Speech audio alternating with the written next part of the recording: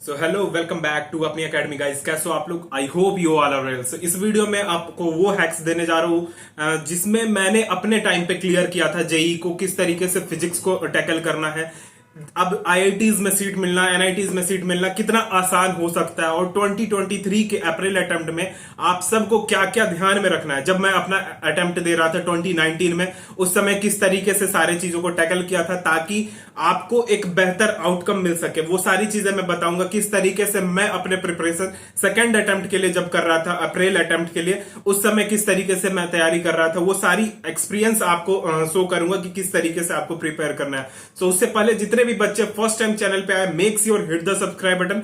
और आज की वीडियो में मैं बात कर रहा हूं फिजिक्स के सेक्शन के ऊपर, क्योंकि आईआईटीज में ले जाने के लिए, एनआईटीज में ले जाने के लिए आपके पास फिजिक्स एक इंपॉर्टेंट रोल प्ले करता है। क्यों? क्योंकि आपके पास फिजिक्स में थोड़ा सा आपका अगर मैथमेटिक्स अच्छा है और के कॉन्सेप्ट बन जाते हैं तो आप एक बहुत अच्छा स्कोर फाइट कर जाते हो। और आईआईटीज में ना रैंक आईआईटीज का जो दिलवाता है वो आपके पास आईआईटी हो गई, एनआईटी हो गई, आपके पास जो रैंक लेके आता है वो आपका physics section role important play करता है। तो इसलिए इस वीडियो का जो मैंने टाइटल डाला है कि इस वीडियो को देखने के बाद NIT, IIT, triple IT, GFTI जो भी आप सोच रहे हो वो आपको मिलना आसान हो जाएगा। फिजिक्स का पूरा रोड मैप मैं बताने जा रहा हूं, किस तरीके से एनालिसिस करके आपको फिजिक्स की तैयारी करना है।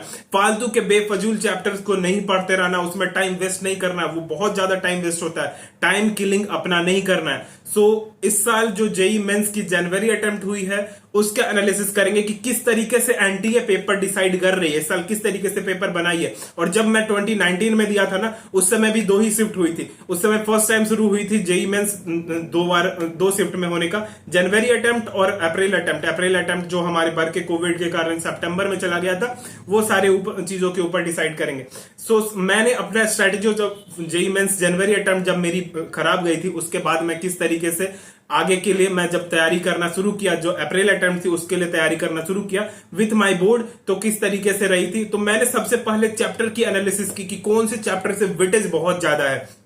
और आप बिलीव नहीं करोगे, इसका रिजल्ट मिलता है। लोग आपको बेफजूल में बता देंगे कि ये कर लो, वो कर लो, वो कर लो, लेकिन एक स्मार्ट तरीके से अगर आप करते हो, तो एक स्मार्ट तरीके से अगर किसी चैप्टर को टैकल करना है ना, तो लिस्ट बनाओ कि कौन सा चैप्टर सबसे ज्यादा वेटेज में आता है। तो जैसा कि आपको दिख रहा होगा कि मॉडर्न फिजिक्स जनवरी अटेम्प्ट में हर शिफ्ट के पेपर, फिजिक्स के पेपर में 5 क्वेश्चंस आए हैं। 5 क्वेश्चंस आपको देखने को मिले हर शिफ्ट में, जिसमें से 20 मार्क्स आपको 20 मार्क्स मिले।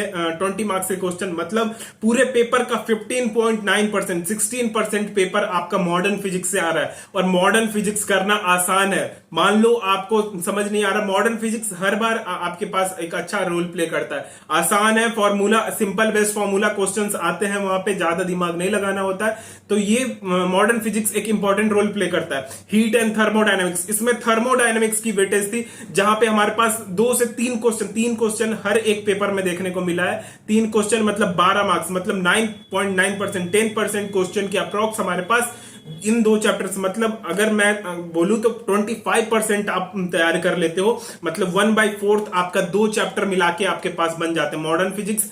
ऑल्दो उसके अंदर हमारे पास 4-5 चैप्टर आ जाते हैं, लेकिन वो आसान होते हैं, आप उसको इजीली टैकल कर सकते हो। और मैं बता दूं कि जेई की पैटर्न ऐसे ही चलती आई है, मॉडर्न फिजिक्स से क्वेश्चन कभी भी नहीं घटता। तो मॉडर्न फिजिक्स आपका आएगा। ऑप्टिक्स से 3 क्वेश्चन, जानता हूं थोड़ा टफ है, बच्चों को टफ लगता है, लेकिन ऑप्टिक्स आपका एक अच्छा रोल प्ले करता है। 3 क्वेश्चन यहाँ पे अगेन 10% के। करंट इलेक्ट्रिसिटी बहुत आसान होता है। मैं जेई मेंस की बात करूं, जेई मेंस मैंने हर साल जितने भी अपने प्रिपरेशन के बाद हर साल की पेपर जब मैं एनालिसिस करता हूं, जेई मेंस में करंट इलेक्ट्रिसिटी की क्वेश्चन आसान होती है और यहां पे फॉर्मूला बेस्ड क्वेश्चन बन जाते हैं। बस थोड़ा सा प्रैक्टिस का रिक्वायर होता है, वो आप अगर कर ले तो डेफिनेटली बनेगा। इलेक्ट्रोस्टैट 3 क्वेश्चन अगेन हर एक पेपर में। मैग्नेटिज्म से आपका मैग्नेटिक इफेक्ट ऑफ करंट से ज्यादा रोल प्ले करता है, वो मैग्नेटिक इफेक्ट ऑफ करंट से 2 question. Unit and dimension 1 question her shift में आती है, हर बार आती है, और बच्चे इसको छोटा क्वेश्चन छोड़ देते हैं, जिससे 4 मार्क्स का क्वेश्चन। सोचो, एक छोटा पेपर, 4 मार्क्स का क्वेश्चन, छोटा चैप्टर जो एक दिन में आप इजीली क्लियर कर सकते हो। इजी टू रिमेंबर है। आपके पास ढेरों वीडियो, अनेकों वीडियो मिल जाएंगे यूट्यूब पे जो आप इजीली देख सकते हो। मैं रिकमेंड करूंगा फिजिक्स वाला सर का जो वीडियो है यूनिट एंड डायमेंशन पे, ओल्ड वीडियो जो है वो जाके देखो, बहुत आसान है, बहुत अच्छे से समझाया उन्होंने, और मैं भी अपने टाइम पे उन्हीं का वीडियो रिकमेंड किया था। तो वो आपके लिए। Kinematics 1 question, laws of motion 1 question, work energy power, एक क्वेश्चन हमारे पास सेंटर ऑफ मास। देखो बच्चे सबसे ज्यादा टाइम वेस्ट कर देते, सेंटर ऑफ मास में लगे हुए, इंपल्स, मोमेंटम, रोटेशन नहीं आता भाई, जेई में नहीं आता इतना टफ क्वेश्चन। आपको दिमाग खोल के सोचना होगा कि कौन सा क्वेश्चन आ रहा है कौन सा नहीं आ रहा है, उसी हिसाब से डिसाइड करनी होगी अपनी प्रायोरिटी को। तो अपनी प्रायोरिटी को इधर उधर मत भटकाओ, बहुत ज्यादा नुकसान हो जाता है। बच्चे लगे रह जाते हैं कि नहीं मुझे ये भी करना है, मुझे वो भी करना है, और बड़े बड़े चैप्टर को चुन लेते हैं, जो कि बड़े बड़े चैप्टर से हमारा उतना वेटेज नहीं रहता है। तो ये चीज ध्यान में रखो कि वेटेज आपका जो भी है वो इन्हीं चैप्टर्स में है। रोटेशन, ग्रेविटेशन, देखो अगर आपका इलेक्ट्रोस्टैट क्लियर है ना तो एक दिन लगेगा आपको मिनिमम, मैं बोल रहा हूं 3 से 4 घंटे में सारा इलेक्ट्रोस्टैट के जेईई मेन से रिलेटेड क्वेश्चन होगा, बन जाएंगे आपके पास। सॉरी, इलेक्ट्रोस्टैट अगर क्लियर है तो ग्रेविटेशन के क्वेश्चन।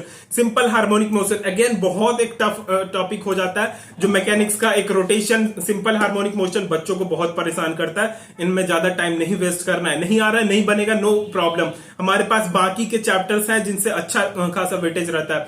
आपके पास सॉलिड एंड फ्लूइड जो है वहां से भी एक क्वेश्चन आता है, आपके पास वेव से एक क्वेश्चन रहता है, इलेक्ट्रोमैग्नेटिक इंडक्शन ईएमआई से एक क्वेश्चन रहता है, जो कि आपका अगर आता है ठीक है तो अपने हिसाब से प्रायोरिटी डिसाइड करो कि किस तरीके से अगर हमको करना। अगर मैं बोलूं ना तो 50% आराम से स्कोर कर सकता है कोई भी बच्चा। अगर हमारे पास 100 नंबर का क्वेश्चन आ रहा है ना, 50 नंबर इजी है, इजी है। मैं बार बार बोल रहा हूं, मैं यही स्ट्रैटेजी अपनाया था, और मेरी फिजिक्स में उस टाइम जब मेरे जनवरी अटेम्प्ट में 45 के अप्रॉक्स आए थे, और मैंने जब फिजिक्स को किया, अपने फिजिक्स को बहुत अच्छे से मजबूत किया, तो मेरे पास जो स्कोर आई थी मेरी 74 नंबर थी। हमारे टाइम पे जो मेरी स्कोर थी वो 74 मार्क्स मेरी आई थी फिजिक्स में। तो मैं 45 से 75 तक 74 तक पहुंचा था। तो यही स्ट्रैटेजी अपनाया था, सिंपल सा चैप्टर एनालिसिस करना है, कौन सा चैप्टर को ज्यादा टाइम देना है वो प्रायोरिटी डिसाइड करनी। आंख बंद करके नहीं दौड़ना है। जेईई एक बहुत बड़ी एग्जाम है, यहां पे आंख बंद करके दौड़ोगे गिर जाओगे। सो तैयारी करो, किस तरीके से स्मार्ट वे से तैयारी करना है वो करना है, और एक अच्छा कॉलेज आपको मिल जाएगा, डेफिनेटली मिल जाएगा।